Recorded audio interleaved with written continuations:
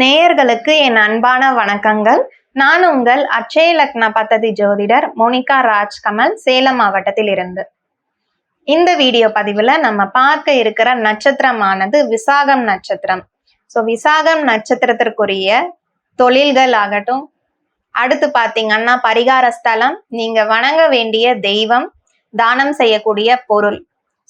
இத பத்தி தான் நம்ம இந்த வீடியோ பதிவுல பார்க்க இருக்கிறோம். முதல்ல பாத்தீங்கன்னா உங்களுடைய அட்சய லக்ன பத்ததி, அதாவது ஏஎல்பி லக்னத்துல இந்த விசாக நட்சத்திரம் சென்றாலோ, சந்திரன் நின்ற இடத்துல விசாக நட்சத்திரம் இருந்தாலோ, அடுத்து 10ஆம் அதிபதி என்று சொல்லக்கூடிய தொழில் ஸ்தானத்துல இந்த விசாக நட்சத்திரம் இருந்தாலோ, கண்டிப்பா நான் சொல்லக்கூடிய தொழில்கள் அனைத்துமே பொருத்தமானவை என்று சொல்லலாம். அதே சமயம் அவங்க ஜாதகத்துல தொழில் ஸ்தானாதிபதி ஆகக்கூடியவர் நல்ல இடத்துல அமர்ந்திருக்காரா அப்படிங்கிற ஒரு விஷயத்த பார்த்துட்டு நீங்க தாராளமாக தொழில் அப்படிங்கறது துவங்கலாம். முதல்ல தொழில்கள் எதுன்னு பார்த்தரலாம். முதல்னு எடுத்தீங்கன்னா கிரிமினல் வக்கீல்கள்னு சொல்லலாம். பொதுவாவே இந்த விசாக நட்சத்திரம் என்ன பண்ணும்னா, நீதிக்கும் நேர்மைக்கும் அதிகமா முக்கியத்துவம் கொடுக்கிற நட்சத்திரம் இது. உங்களுடைய தொழில் ஸ்தானத்துல இந்த விசாகம் போனா செய்யக்கூடிய தொழில்ல நேர்மையா இருக்கணும்னு நினைப்பீங்க. அடுத்து என்னென்ன தொழில்கள்னு பார்க்கலாம்.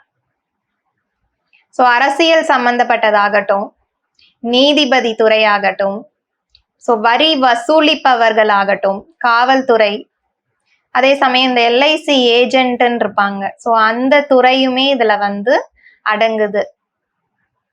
அடுத்து பாத்தீங்கன்னா இந்த வரி வசூலிப்பவர், லோன் வசூலிக்கிறவங்களும் இருப்பாங்க இல்லையா, லோன் டிபார்ட்மெண்ட், இந்த வங்கி பணி, பேங்கிங்ல ஊழியரா பணிபுரியறவங்க, இது எல்லாமே பாத்தீங்கன்னா இந்த விசாக நட்சத்திரத்துல அடங்குதுன்னு சொல்லலாம். அதே சமயம் உளுந்து எண்ணெய் விற்பனை செஞ்சு அதை உற்பத்தி செஞ்சு விற்பனை செய்யறவங்களும் இதுல இருக்காங்க. இப்போ நம்ம இந்த விசாக நட்சத்திரத்திற்குரிய பரிகார ஸ்தலம் எங்க இருக்குன்றத பார்த்தரலாம். முத்துக்குமார சுவாமி சன்னதி அப்படிங்கிற ஒரு கோவில் பாத்தீங்கன்னா மதுரையில இருந்து 155 கிலோமீட்டர் தள்ளி இருக்கு. இந்த கோவிலுக்கு விசாக நட்சத்திரத்துல யாரு போயிட்டு வரீங்களோ, நீங்க உங்களுடைய தொழில் பாத்தீங்கன்னா 2 மடங்காக நல்ல சுப பலன்களை கொடுப்பாருன்னு சொல்லலாம். கண்டிப்பாக விசாக நட்சத்திரத்துல உங்களுடைய தொழில் ஸ்தானத்துல விசாக நட்சத்திரம் போனாலோ, லக்னத்துல போனாலோ, இல்ல சந்திரன் என்ற இடத்துல இந்த நட்சத்திரம் இருந்தாலோ, கண்டிப்பாக நீங்க ஒரு டைமாவது இந்த கோவிலுக்கு போயிட்டு வந்துருங்க. அடுத்து நீங்க வணங்கக்கூடிய தெய்வம் அப்படின்னு பாத்தீங்கன்னா, சிவன் கோவில்ல இருக்கிற தட்சிணாமூர்த்திய கண்டிப்பாக தரிசனம் செய்யணும். வியாழக்கிழமையில செஞ்சீங்கன்னா இன்னுமே சிறப்பான பலன்களை கொடுப்பாருன்னு சொல்லலாம். நீங்க தானம் செய்யக்கூடிய பொருள்னு பார்த்தோம்னா கொண்டக்கடலை. இந்த கொண்டக்கடலைய நீங்க 108 கொண்டக்கடலைய மாலையாக கூட நீங்க தட்சிணாமூர்த்திக்கு கொடுக்கலாம். இல்ல நீங்க பிரசாதமா செஞ்சு கொடுக்கணும், கோவிலுக்கு வர பக்தர்களுக்கு நான் பிரசாதமா கொடுக்கறேன், நானே என் கையால சமைச்சிட்டு வரேன் அப்படின்னாலும் தப்பில்லை, ரொம்பவே நல்லது அதுவுமே.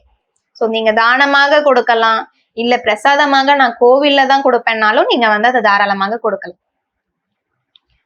உங்களுடைய ஜாதகத்துல முதல்ல இந்த விசாக நட்சத்திரம் லக்னத்துல போறாரா, இல்ல உங்களோட சந்திரன் நின்ற இடத்துல இருக்காரா, இல்லது தொழில் ஸ்தானத்துல இருக்காரான்னு பாத்துக்கோங்க. பார்த்துட்டு உங்களுடைய தொழில் ஸ்தானாதிபதி நல்ல இடத்துல அமர்ந்திருக்காரா அப்படிங்கிற ஒரு விஷயத்தையும் நீங்க செக் பண்ணணும். அட்சய லக்ன பத்ததி முறையில ஜோதிடம் பார்த்துட்டு வந்துட்டு இருக்கேன். பல வருடங்களாக பார்த்துட்டு இருக்கேன். ஆன்லைன் கன்சல்டேஷனும் பார்த்துட்டு இருக்கேன். நேரடியாகவும் ஜாதகம் பார்க்கறவங்களும் இருக்காங்க. உங்களுக்கு ஜாதகம் பார்க்கணும்னு நினைச்சீங்கன்னா ஸ்கிரீன்ல இருக்க என்னுடைய கான்டாக்ட் நம்பருக்கு கால் பண்ணி தகுந்த கட்டணம் செலுத்தி விட்டு அப்பாயின்மெண்ட் வாங்கிட்டு தாராளமாக நீங்க ஜாதகம் பார்க்கலாம். அதே சமயம் இந்த தொழில் ஆரம்பிக்கிறதுக்கு முன்னாடி கண்டிப்பா ஒரு ஜாதகர்கிட்ட ஆலோசனை பெற்றுட்டு ஆரம்பிங்க. ஸோ அப்பதான் வந்து தொழிலுங்கிறது எந்த ஒரு பிரச்சனையும் இல்லாம சுமூகமா போகும். ஸோ உங்களுக்கான தொழில் எதுன்னு முதல்ல கண்டுபிடிச்சிட்டு அதை செய்யுங்க. நன்றி, வணக்கம்.